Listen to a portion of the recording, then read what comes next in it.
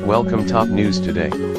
White House Press Secretary Sarah Huckabee Sanders is no Sean Spicer when she gets up before the press to lie about something. You can't detect even the barest whiff of guilt or discomfort.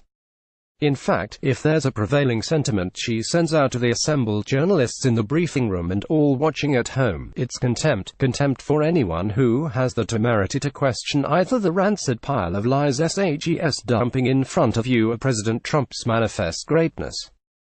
So the last thing we expect to hear is that President Trump is displeased with the quality of Sanders' advocacy on his behalf. Yet that's just what we heard this week on the matter of the adult film actress who goes by the stage name Stormy Daniels. Her real name is Stephanie Clifford. Sanders was subjected to relentless questioning from the White House press corps about whether Trump knew of, or authorized, or repaid the $130,000 in hush money Trump's personal lawyer Michael Cohen arranged for Ms. Daniels to receive to allegedly keep quiet about what she says was a consensual affair the two had some years ago.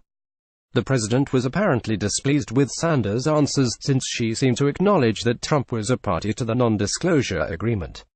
This case has already been won in arbitration, Sanders said, referring to a proceeding initiated by Cohen that found that Clifford is still bound by the agreement that mandated her silence.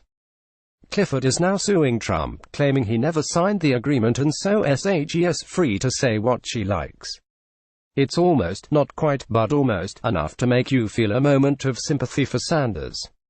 No matter how enthusiastically you carry water for Trump, it's just never enough. This scandal provides vivid reminder that in the Trump era, not only are we lied to constantly, we're also asked to believe lies that are so obvious and absurd that one can only marvel at their epic shamelessness.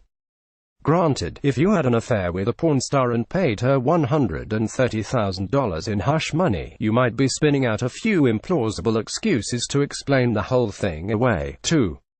But the preposterousness of the Stormy lies really sets them apart. Here are some of the things Trump and his defenders would have us believe. Donald Trump never had an affair with Stormy Daniels.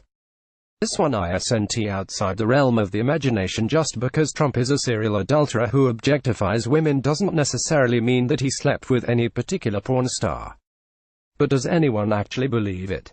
Daniels' story has been remarkably consistent for years, ever since she gave an interview about the affair to In Touch magazine in 2011.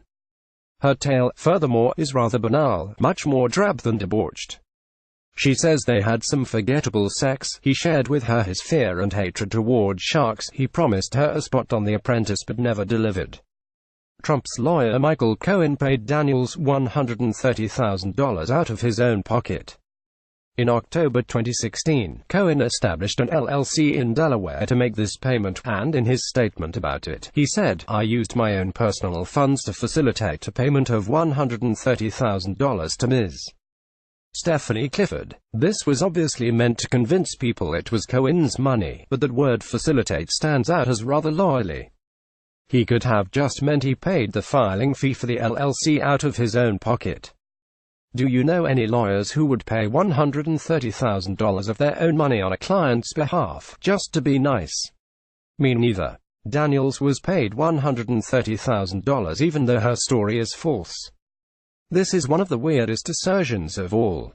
Trump claims that the whole thing is fake news, but who would pay someone six figures to keep quiet about a story that wasn't true? If someone came to me and said, "Pay me $130,000 or I'll tell everyone you killed Tupac," I'd call the police, because that's called blackmail and it's against the law. Yet we're supposed to believe that Cohen, a bare-knuckled attorney given to tossing around threats in warning you, tread very effing lightly, because what I'm going to do to you is going to be effing disgusting.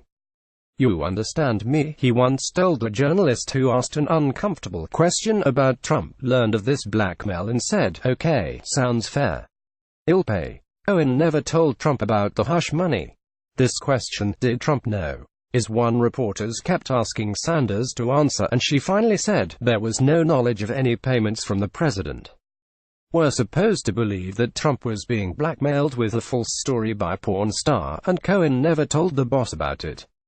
Trump didn't know, Trump didn't approve the payment, Trump didn't reimburse Cohen. Right. None of this had anything to do with the presidential campaign. This is an important legal question. It seems obvious that if you're running for president, it's less than a month before the election, and a $130,000 payment is arranged to keep an embarrassing story from reaching the public. The purpose is to prevent damage to your candidacy. But if it was for the purpose of helping the campaign, then either Cohen, Trump, or both of them violated campaign finance laws. If Cohen made the payment on his own, it was a $130,000 in-kind contribution to the Trump campaign, which would have been illegal. If Trump paid it, it was a $130,000 in-kind contribution to his own campaign, which is legal, but must be reported to the Federal Election Commission. Needless to say, it appeared in none of Trump's mandated finance reports. That's the thing about hush money: if you report it, it's no longer hushed up. While the Stormy Daniels affair may not seem as momentous as some other Trump scandals, we have to keep reminding ourselves that the president allegedly had an affair with a porn star and paid her $130,000 in hush money to cover it up. It would have ended the presidency of just about any of his 44 predecessors, and yet we treat it like it's somewhat amusing but not really any big deal. Just as important, Trump and his allies are acting like we're all idiots and well believe any ludicrous claim they make. But at this point, what else would we expect from them?